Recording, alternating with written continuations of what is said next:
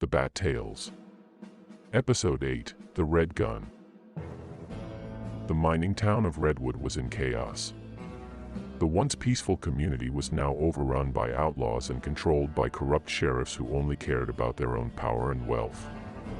The citizens were living in fear, with no hope of salvation. But, as fate would have it, a savior emerged from the ashes. His name was Clint Westwood, a sheriff who had been killed in a shootout against the very same outlaws. It was the corrupt lawmen who turned their backs on him to join the gang that now controlled the town. As Clint was left for dead on an Indian burial ground, he was brought back to life by a mysterious Cherokee stranger who saw the good in him, and knew he was the only one who could save Redwood and their lands from the corrupt. Clint returned to the town with newfound powers, his gun in hand, ready to take on the lawmen and the outlaws who had taken over. He moved swiftly and silently, taking them out one by one.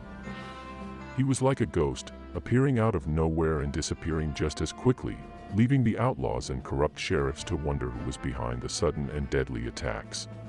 As the disruptors started to diminish every day, the citizens of Redwood began to notice the change.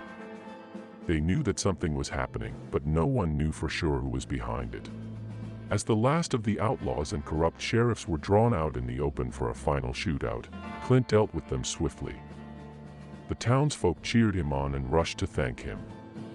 He gave his own sheriff's badge to a young man and entrusted him to protect the town and uphold the law.